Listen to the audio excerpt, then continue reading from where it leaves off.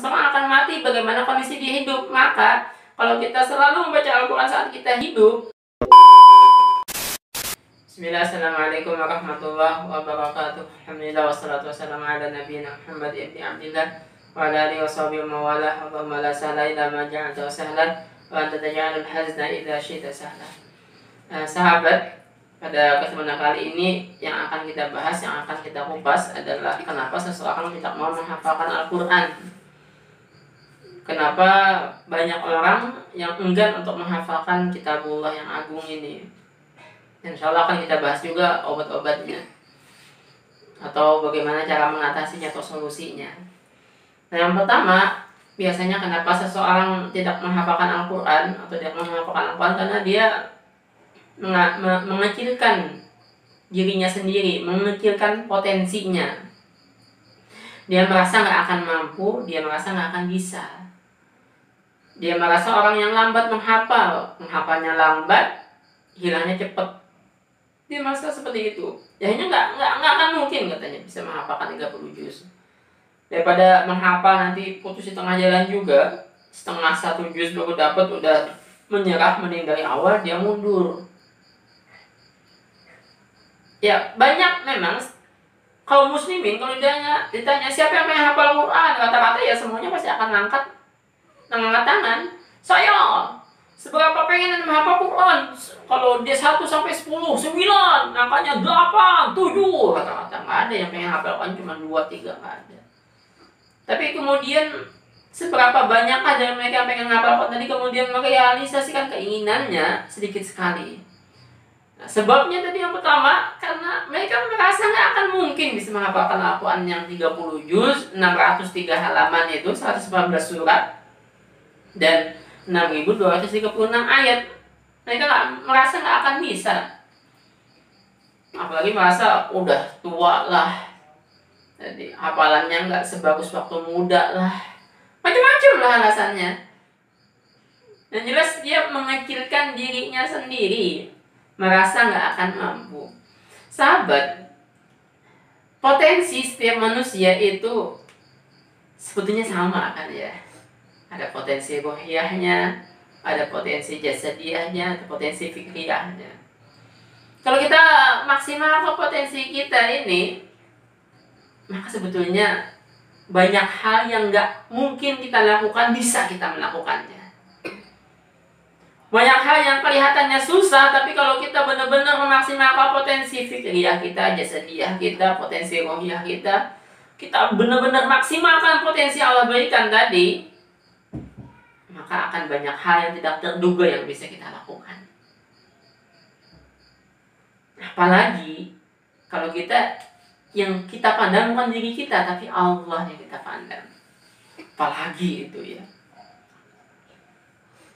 Karena jangankan tadi menghafalkan 1 biji Al-Quran, 30 juz Al-Quran, ngapalin 1 ayat saja, kalau tidak dengan pertolongan Allah nggak akan bisa kita. Apalagi ngapalin 30 juz, itu pasti nggak akan mungkin bisa kita. Maka kita bisa, jangankan ngapalin 30 juz, ngapalin 1 ayat itu kita bisa karena pertolongan Allah. Dan tidak ada yang tidak mungkin kalau Allah sudah menghendaki sesuatu. Idza innama amruhu idza arada syai'an ayyaqula lahu kun fayakun. 82 surat Yasin.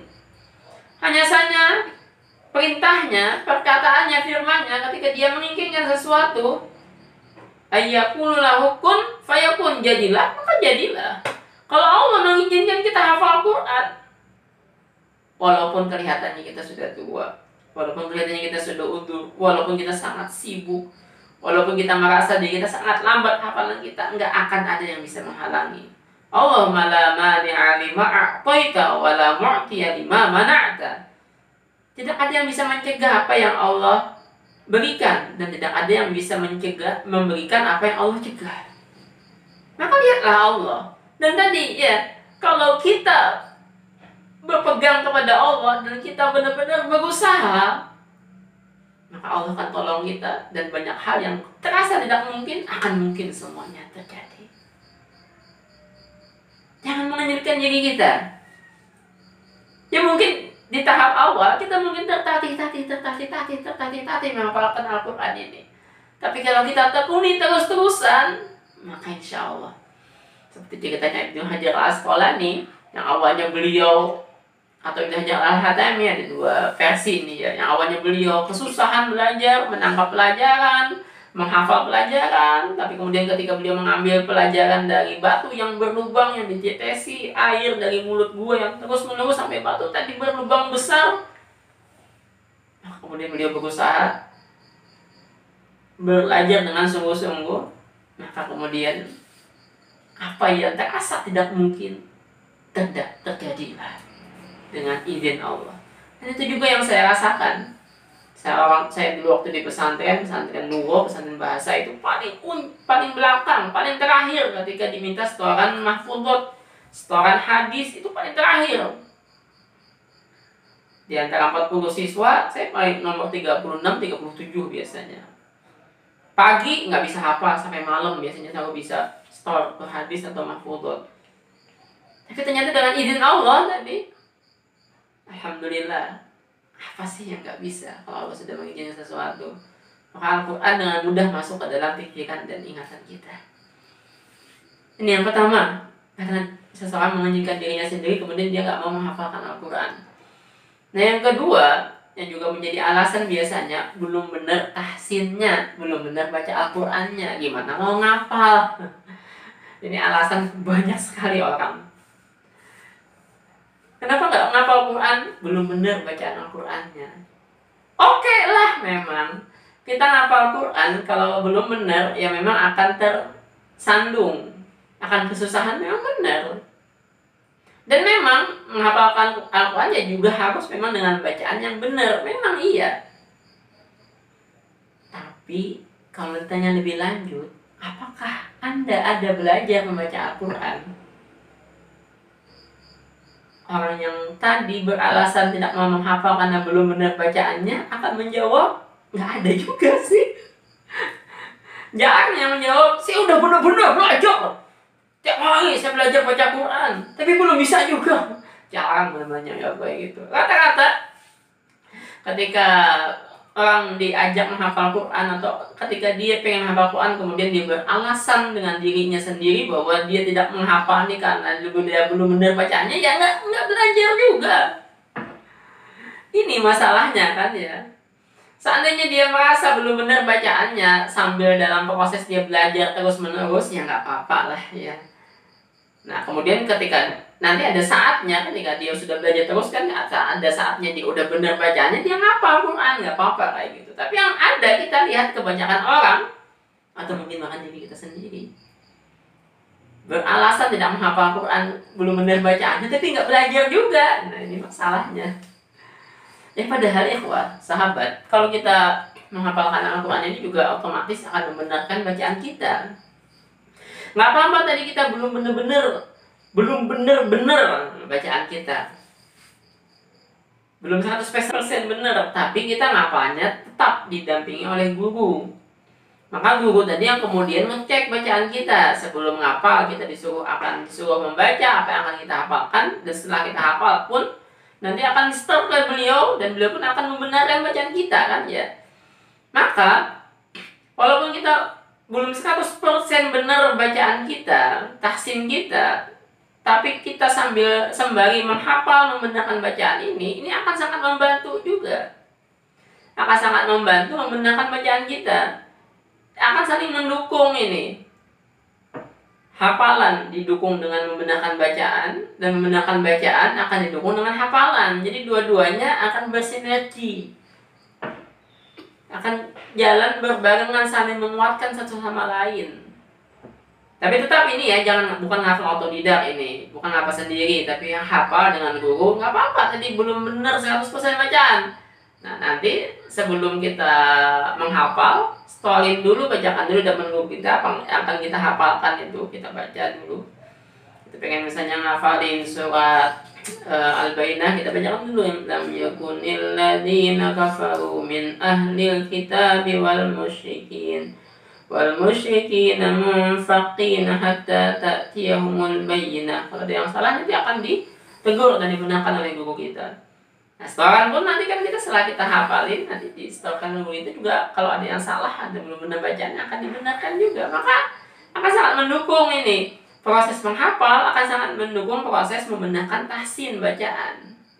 Nggak apa-apa tadi belum 100%, nah, tapi tetap disetorkan untuk dibenarkan kemudian bacaannya. Maka jangan jadi alasan, jangan jadi alasan tidak menghafalkan Al-Quran karena belum benar bacaan. Jangan jadi alasan. Kalau biasanya ya kayak gitu, orang yang seperti ini juga sebetulnya nggak benar-benar juga belajar membaca Al-Quran.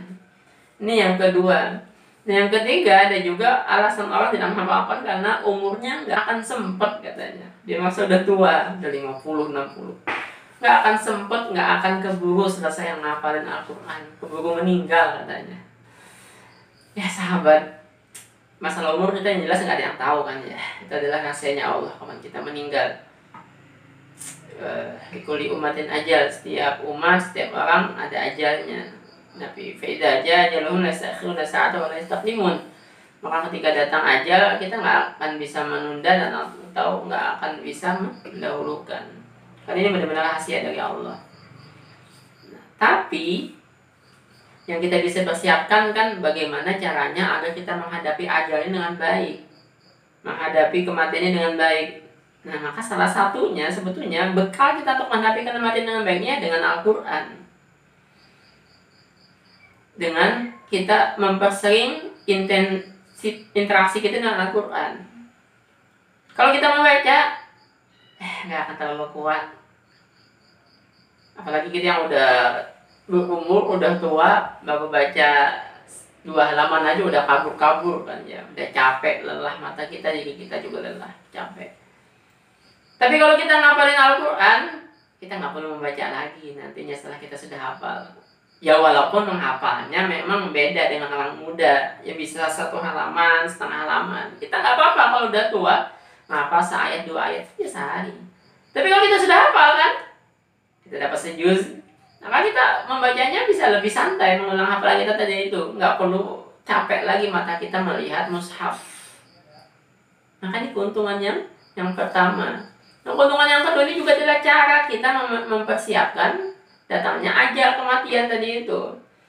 Nah, karena dengan menghafal ini kemudian kita sering berinteraksi dengan Al-Quran, maka ini akan menjadi kebiasaan kita Al-Quran ini hingga nanti yang katanya Rasulullah SAW yamutul mar'u ala ma sya'alaih. Seseorang akan mati bagaimana kondisi dia hidup. Maka kalau kita selalu membaca Al-Quran saat kita hidup atau di masa tua kita, maka saat mati kita pun akan Allah mudahkan untuk membaca Al-Quran. Dan banyak sekali cerita seperti ini. Ada orang yang nggak bisa ngomong di masa tuanya, kemudian ternyata dia setelah mau wafat tiba-tiba baca Al-Waqiah, setelah itu meninggal. Karena ternyata dari muda sampai usia tuanya itu dia selalu merutinkan tiap hari baca Al-Waqiah, maka kemudian Allah matikan dia dalam kondisi membaca Al-Waqiah. Maka itu kita harapkan kan ya. Bekal menghadapi kematian adalah dengan kita menghafalkan Al-Quran, walaupun sebisanya kita, semampunya kita.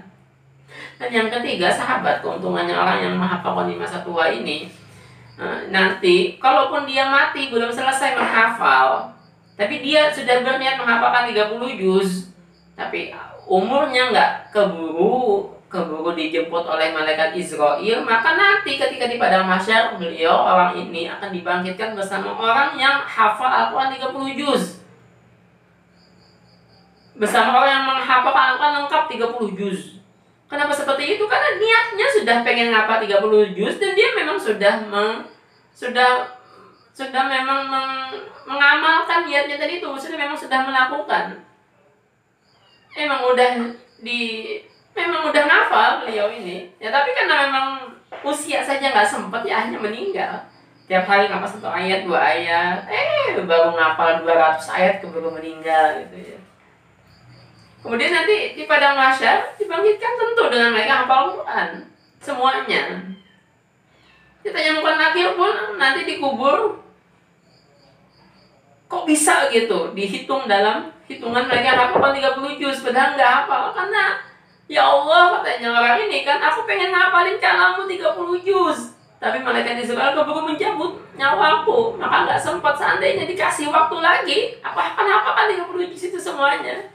Maka akan dibangkitkan dan akan mendapatkan fadilat keutamaan seperti mereka yang hafal Al-Quran 30 juz. Maka ini keuntungan yang luar biasa sekali buat mereka yang menghafal Al-Quran di usia tuanya. Demikian sahabat yang dapat saya sampaikan, semoga memotivasi kita semua untuk menghafal Al-Quran. Jangan jadi alasan apapun yang kita hadapi, jangan menjadikan alasan untuk kita tidak menghafalkan Al-Quran. Subhanakallahumma bihamdik, asyhadu an la ilaha illa anta, astaghfiruka wa atubu ilaik. Wabillahi taufiq wal hidayah. Assalamualaikum warahmatullahi wabarakatuh.